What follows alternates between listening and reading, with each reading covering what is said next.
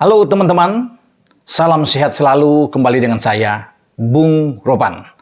Dan kita akan ngobrol untuk membahas persiapan tim U19 kita yang nantinya akan berlaga di kualifikasi U20 untuk Piala Asia, di mana kita menjadi tuan rumah penyelenggara dan timnas U20 kita itu berada di grup F.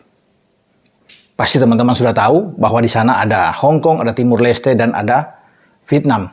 Nah, yang perlu kita bincang di sini adalah 3 pekan lagi, STY mungkin sudah ada kembali dari Korea, datang ke Indonesia setelah menghabisi masa libur dia, cuti yang dia ambil selama sebulan, dan dia sudah dihadapkan dengan 2 tugas penting ke depan, itu mulai dari September, karena harus mempersiapkan tim U20 ikut di kualifikasi Piala Asia Grup F yang akan dimainkan di Jawa Timur, dan kemudian langsung dengan mempersiapkan tim senior untuk tampil di FIFA Matchday itu di antara tanggal 19 sampai dengan tanggal 27. Nah, di antara itu ada 2 pertandingan yang harus disiapkan oleh PSSI dan STY untuk bermain.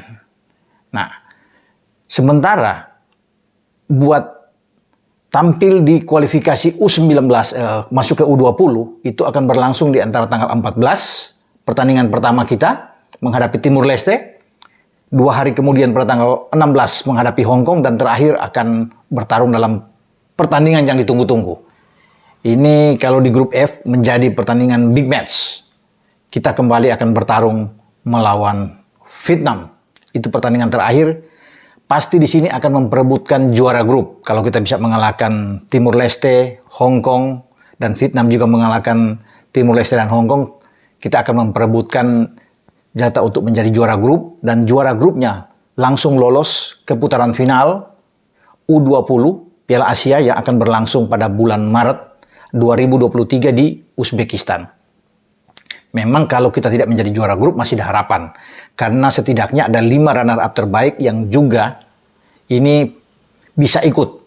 Selain ada 10 juara grup yang lolos, ada 5 runner-up, dan kita mungkin salah satu yang ada di sana. Tetapi paling tidak target yang sudah diusung oleh STY, Sintayong, adalah juara grup. Itu yang dia inginkan. Dan bagi Hoki Caraka dan kawan-kawan harus bisa mewujudkan itu. Apalagi bermain di kandang, di depan publik sendiri. Dan kita tidak boleh sampai tergelincir dalam pertandingan prestisius tentunya menghadapi Vietnam. Dan pasti ini banyak ditunggu. Pertarungan yang berlanjut di mana kemarin kita tersisi di AFF U19 ketika kita bertanding di Stadion Patriot Candrabaga di Bekasi, dan kita hanya kalah lewat head to head regulasi ini, walaupun poin kita sama dengan Vietnam dan Thailand, dan ini menimbulkan banyak cerita, memang drama yang terjadi, dan kononnya menimbulkan juga reaksi besar bagi pendukung sepak bola tim nasional Indonesia, khususnya untuk U19 ini, karena kita seakan-akan dianggap tersisih karena regulasi. Tapi kita sudah lupakan itu, kita sekarang fokus ke U20 yang nantinya akan memulai seleksi atau tesnya lagi. Sebagian besar saya pikir pemain yang tampil di AFF U19 ini akan diambil oleh STY dalam persiapan menghadapi di grup F kualifikasi Piala Asia ini. Mungkin ada penambahan-penambahan, itu tergantung nanti perkembangan ke depan. Namun mereka yang ada, yang sudah tampil, sudah memperlihatkan penampilan terbaik selama berlangsung di grup A untuk AFF U19, di mana kita tidak terkalahkan, hanya kalah dengan regulasi tadi, memiliki 11 poin dengan Vietnam dan Thailand.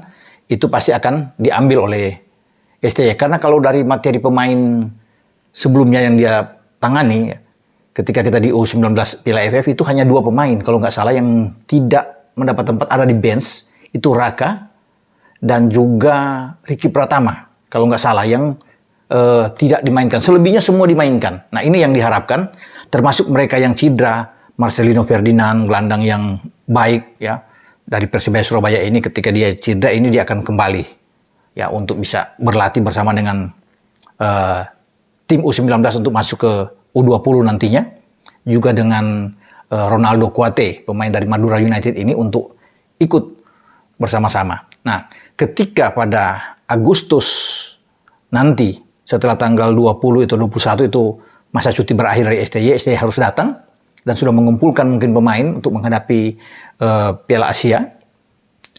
STY juga dihadapkan harus mempersiapkan tim ini untuk berlatih di luar negeri. Karena seperti yang sudah kita tahu, yang kita sudah dengar, yang diumumkan oleh PSSI di sini, bahwa memang ada kemungkinan untuk memilih beberapa negara tempat bagi tim kita untuk berlatih. Di sana mungkin ada Spanyol, bisa saja ada Portugal, dan Belanda. Nah, kalau dari 3 negara ini mungkin saja juga STY memilih Belanda. Karena konon dia ingin mendapatkan pemain-pemain naturalisasi untuk tambahan, persiapkan pada tahun depan ketika kita menjadi tuan rumah untuk perhelatan besar, ya, kejuaraan dunia U20. Nah, di sana dia butuh pemain-pemain tambahan, pemain-pemain asing, karena dia tidak begitu yakin kalau hanya mengandalkan dengan pemain-pemain lokal, ya. Karena ini levelnya sangat tinggi, sudah bicara kejuaraan dunia, bukan lagi di ASEAN atau bukan lagi di Asia, sehingga dia butuh pemain-pemain yang bagus. Karena target dari STY ini harus lolos dulu dari grup. Siapapun lawan yang ada sana tapi harus lulus. Tapi ini kan berat. Perjuangannya ini tidak mudah, tidak gampang bagi tim nasional kita untuk U20 ini. Itu yang membuat STY perlu mungkin berlatih keluar, dan dia memilih Belanda. Saya pikir pas, karena di Belanda itu banyak pemain-pemain blasteran, banyak pemain-pemain keturunan yang dia bisa ambil untuk kemudian akan dilihat kemampuannya untuk bermain di tim nasional Indonesia, untuk tim muda kita. Karena sebelumnya kan, sebelum AFF itu berlangsung di U19 kemarin, itu ada 3 pemain juga yang dari Belanda yang dipulangkan yang tidak sesuai dengan keinginan, dengan harapan dari STY, sehingga dia bisa memulangkan walaupun sudah ikut berlatih bersama-sama. Itu ada Kai Boham ya, ada Jim Kragi, juga dengan Christopher ya. Nah, ini 3 pemain ini yang dipulangkan akhirnya. Yang tadinya ingin dinaturalisasikan tapi STY tidak ingin, dan dia akan memilih lagi kalau tim ini yang dia bawa nantinya itu berlatih di Belanda. Nah, di sanalah. Jadi tidak perlu untuk memanggil mungkin pemain itu dari sana datang ke Indonesia, tetapi dia melihat langsung di sana dan dia memilih langsung. Mungkin ini cara yang tepat yang diinginkan oleh STY setelah berlatih di Belanda untuk menghadapi kejuaraan dunia pada 2023. Dan ini lebih dari 1 bulan saya pikir, tengganggu waktu di mana harus berlatih ke luar negeri. Diperkirakan sekitar 40 hari sampai 50 hari di mana tim muda kita, tim U19 yang akan nantinya terjun di kejuaraan dunia U20 itu akan berlatih di Eropa. Dan pasti PSSI akan mengikuti keinginan tentunya dari STY. Karena STY sudah memilih Belanda dan memang di sana banyak pemain-pemain keturunan kita, ya pasti akan diikuti.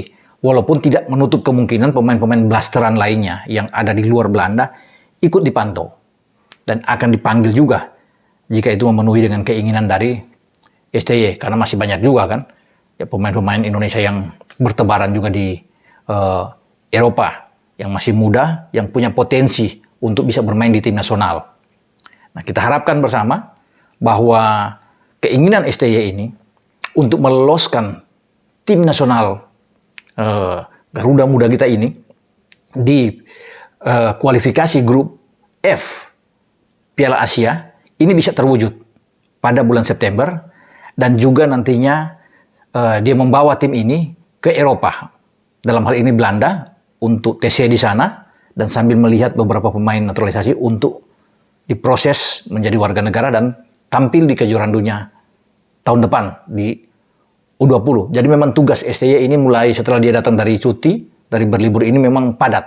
Ya. Dia juga harus mempersiapkan selain tim muda dan tim senior juga. Karena dia masih berurusan juga dengan masalah naturalisasi dari Jordi Amat, ya, dari Sandy Walsh, Sain Batinama, yang terus digenjot, ya, sehingga mereka bisa bermain di tim nasional. Nah, ini yang kita akan bahas di next video sampai sejauh mana ya, ketiga pemain ini untuk bisa dinaturalisasikan.